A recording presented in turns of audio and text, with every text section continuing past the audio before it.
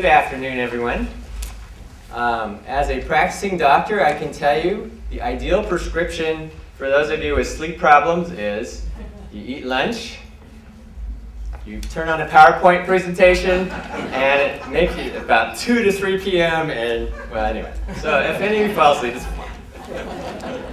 I'm here to tell you about my grandfather's story, whose stern gaze looked out from that portrait, and the lifelong riddle of who is this fellow?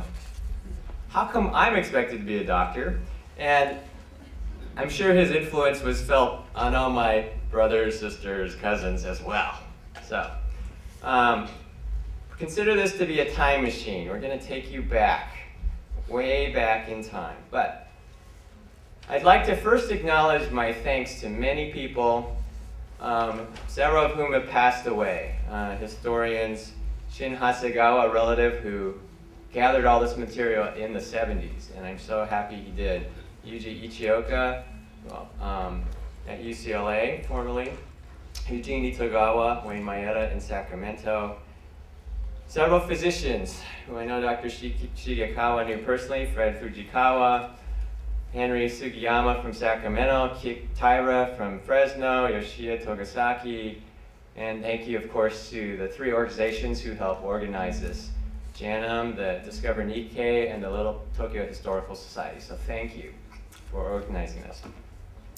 We're going to start 150 years ago, the opening of Japan by the US, Commodore Matthew Perry and his black ships, who came to Japan and said, open or else.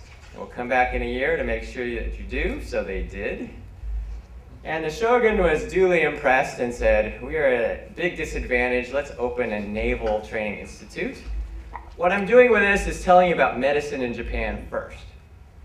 As part of this, he hired Dutch naval officers to train his military, and one of them was a Dutch naval surgeon, J.L.C. Pompey van Meer de Voorts. My apologies to any people who actually speak Dutch.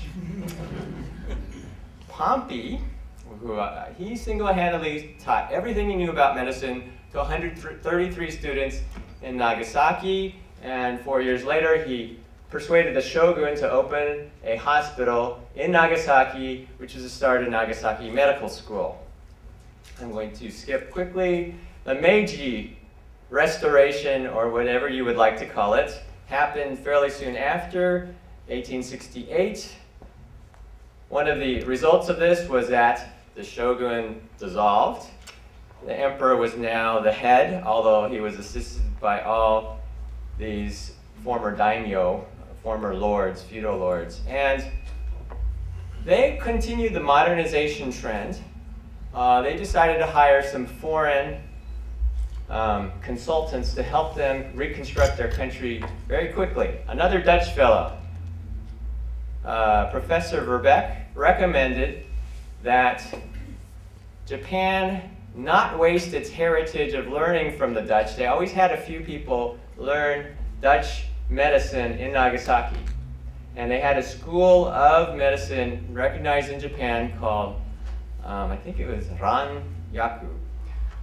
And since Dutch and German are so similar, and in fact, the Dutch medical texts turned out to be Dutch translations of German medical texts, why don't we just go straight to the source? And I don't know if it's still current, but during my grandfather's training, he had to learn everything in German. Now, 3 years later, you have the founding of Tokyo Medical School with 2 German professors. Here are their names. Also, each ken, or prefecture, they wanted to get modern also. And so Kumamoto in Kyushu, where my grandfather and that side of the family is from, they hired their own Dutch naval surgeon to open a medical school.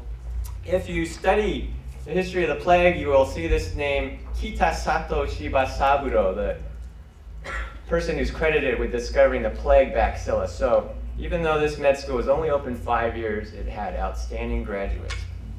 Now, what they brought straight to Japan was a thing called scientific medicine, which is based on 2 institutions, the hospital and the lab. In the hospital, what goes on is These physicians are using these newly invented stethoscopes, thermometers, recording findings in a medical record, and some of you may still have a doctor who has a paper medical record, not an electronic one. And you try to seek links between symptoms, signs of disease, and internal changes in the body. Secondly, in the lab, you're using a microscope, you have lab animals, you're testing your theories through experiments to see if this germ causes this disease, and that is the scientific medicine era, which actually hit the United States later. 6 years into the Meiji era, you have the government passing a regulation that everyone take a medical licensure exam. This is still in force in Japan. Now, how did the Japanese in Japan react to this in the Meiji era? It was something new and foreign. A journal in 1879 asked, what sort of thing is a hospital? It's like a lodge where the ill can stay, identical to those travelers use.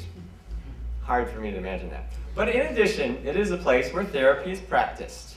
And public hospitals generally provided better care than private at the time. 1882, 14 years into the Meiji era, 626 hospitals were registered. Quality ranged from excellent to deplorable, which still sounds familiar. Only the affluent could afford them. No such thing as national health insurance. And most Meiji-era physicians were rarely disposed to charity care, community service. There was no safety net. So even though they were there, you may not have had access. Probably did not. Here's a novelist from Japan who portrays a hospital in the Meiji era, and compare your memories with your most recent hospital, say, see how much has changed. Nurses swish up and down corridors wearing straw sandals and white uniforms, flirt with attractive male patients, and take vital signs, perhaps their own. Doctors round twice daily, examine with a stethoscope, prescribe medicine, say nothing about proper care or diet, and avoid offering a candid prognosis. Family is expected to nurse the patient, feed and attend to the patient needs, and pay a mounting bill. And in Japan, it's still like this. The family is still there, a much bigger part of Japanese hospitals.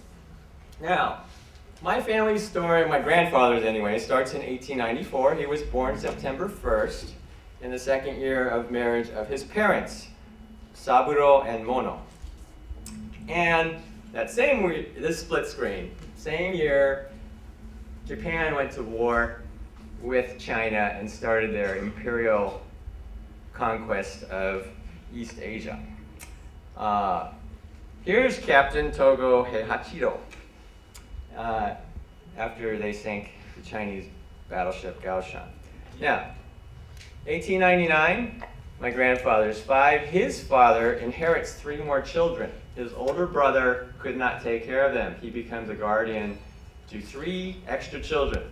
By now, I think he has 2 or 3. I don't know why, nobody mentions it. I'll tell you my suspicion later.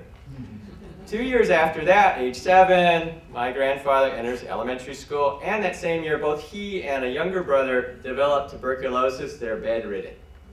I think that was it. Let's talk about TB in Japan and take you back to that era. This was like AIDS back then. Nobody wanted to talk about your family having this. Persons with TB were ostracized. Here's a survey from the Tokyo police of families in Tokyo in the 30s. 29% of families said they had done all they could for a family member with TB. 41% said they made some effort. And a whole third neither comforted nor nursed their family member before they died. There are stories of these poor victims dying in a back room uncared for.